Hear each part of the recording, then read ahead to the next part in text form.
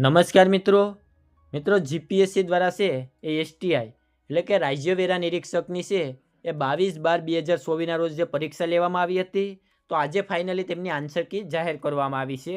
તો તમારે answer key કેવી રીતે ડાઉનલોડ કરવી અને તેમાંથી તમારું પેપર કેવી રીતે સોલ્યુશન કરવું તેમની સંપૂર્ણ માહિતી આજના વિડીયોમાં આપવાનો છું। એની પહેલાં અમારી ચેનલમાં પહેલીવાર આવ્યા હોય તો ચેનલને સબસ્ક્રાઈબ કરી દેજો જેથી ભરતીને લગતી તમામ માહિતી છે એ સૌથી પહેલાં તમારા સુધી પહોંચી શકે। તો ચાલો મિત્રો આપણે આજનો વિડીયો શરૂ કરીએ। તો મિત્રો સૌપ્રથમ તો આપણે આન્સર કીની પીડીએફ જોઈ લઈએ અને ત્યારબાદ છે એ તમારે કેવી રીતે ડાઉનલોડ કરવી તેમની માહિતી આપીશ। તો સૌપ્રથમ તો પીડીએફમાં તમને સૂચના આપેલી છે કે જો આમાં કંઈ આન્સર કીમાં તમારે ઓબ્જેક્શન હોય તો તમારે આ નીચે લિંક આપેલી છે પીડીએફમાં, તે લિંકની મદદથી છે એ તમે ઓબ્જેક્શનનું ફોર્મ ભરી શકશો।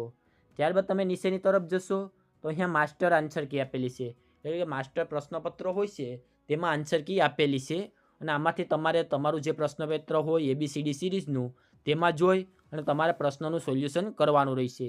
તો આવી જ રીતે આમાં 200 પ્રશ્નો આપેલા છે અને તે તમારું જે પ્રશ્નપત્ર હોય તેમાં જઈ અને તમારે તેનું સોલ્યુશન કરવાનું રહેશે। તો આન્સર કીની છે પીડીએફ આપણી ટેલિગ્રામ ચેનલમાં આપેલી છે। EDU with Hardik YouTube channel છે તો તેમની ટેલિગ્રામ ચેનલ છે તેમાં આન્સર કીની પીડીએફ આપેલી છે અને ટેલિગ્રામ ચેનલની લિંક છે એ વિડીયોના ડિસ્ક્રિપ્શનમાં આપેલી છે।